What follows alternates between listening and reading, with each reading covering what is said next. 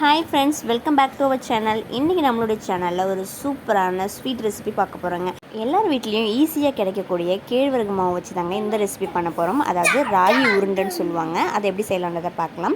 நம்ம வந்து ஒரு பங்கு கேழ்வரகு மாவு எடுத்துக்கலாம். அதுக்கு இந்த மாதிரி ஒரு கரண்டி அளவுக்கு சால்ட் உப்பு சேர்த்து கொஞ்சம் கொஞ்சமாக தண்ணி கலந்து இந்த மாதிரி கையால் பெசரி விடுங்க. இது ரொம்ப ஈஸி தாங்க. நம்ம சப்பாத்தி மாவு பிசைவோம்ல, அந்த மாதிரி தான் கொஞ்சம் கொஞ்சமாக தண்ணி ஆட் பண்ணி பிசையணும்.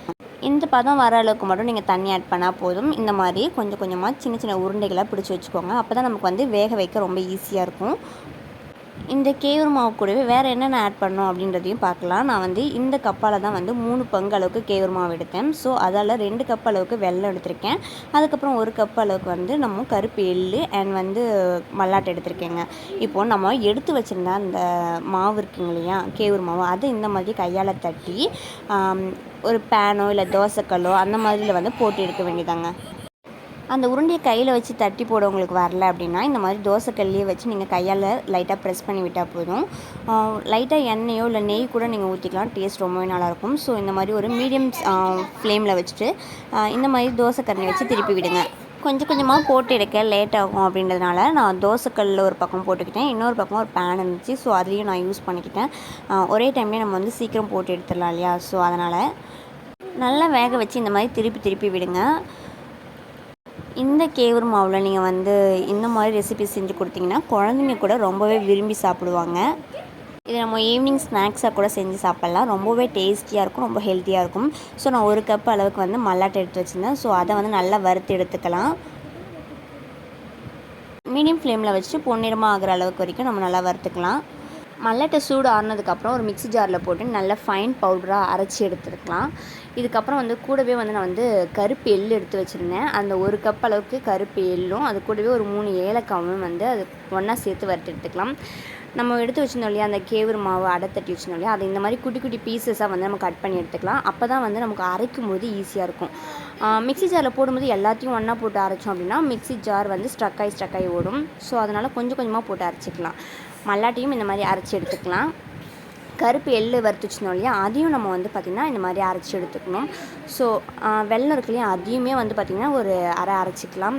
அப்போ தான் நம்ம அந்த உருண்டை சாப்பிட்ற அளவுக்கு நல்லா ஒரு சாஃப்டாக இருக்கும். ஸோ எல்லாத்தையுமே இந்த மாதிரி நான் அரைச்சி எடுத்துக்கிட்டேன். இப்போது இதில் மீதி இருக்கிற அந்த கேவுரு மாவையும் இந்த மாதிரி கொஞ்சம் கொஞ்சமாக போட்டு இந்த பதத்துக்கு நல்லா அரைச்சி எடுத்துக்கலாம். எல்லாத்தையும் அரைச்சி எடுத்ததுக்கப்புறம் அது ஒன்றா போட்டு மிக்ஸ் பண்ண வேண்டியதாங்க. ரொம்பவே ஒரு சிம்பிளான ஒரு ரெசிபின்னு தான் நான் சொல்வேன். ரொம்பவே ஹெல்த்தியான ஒரு ரெசிபி.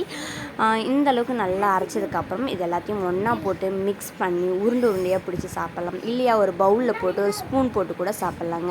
இந்த மாதிரி நம்ம அரைச்சி வச்சுருந்ததை கேவுரு மாவு கூட கொஞ்சம் கொஞ்சமாக போட்டு ஒன்றா போட்டு கலந்து எடுத்தோம் அப்படின்னா டேஸ்ட் வேறு லெவலில் இருக்குங்க.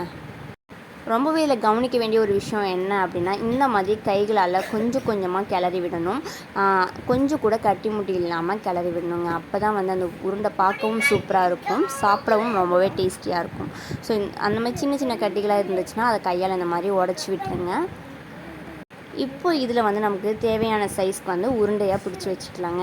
சின்ன குழந்தைங்களுக்கு தர போகிறீங்கன்னா குட்டி குட்டி சைஸ் பிடிச்சிக்கலாம். இல்லை நம்ம சாப்பிட்ற மாதிரினா நல்லாவே பெரிய சைஸ் பிடிச்சிக்கலாம். இந்த மாதிரி 2 கையால் பிடிச்சி எடுத்துக்கலாம். இதுலேயே பார்த்திங்கன்னா நான் பாதி இன்னும் எக்ஸ்ட்ரா வெல்லம் ஆட் பண்ண போகிறேன். ஏன் அப்படின்னா என்னுடைய ஹஸ்பண்டுக்கு ரொம்பவே இனிப்பு அதிகமாக இருந்தால் தான் பிடிக்கும். ஸோ அவருக்கு மட்டும் தனியாக கொஞ்சம் வெல்லம் ஆட் பண்ணி குட்டி குட்டி உருண்டையாக பிடிச்சி எடுக்க போகிறேங்க.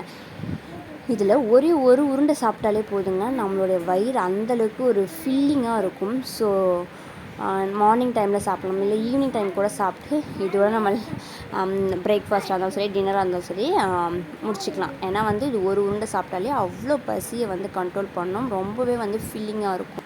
ட்ராவல் டைம்லலாம் இது ரொம்ப ஹெல்ப் பண்ணும். ஏன்னா ஒரு உருண்டை சாப்பிட்டாலே உங்களுக்கு அவ்வளோ சீக்கிரம் பசி இருக்காது.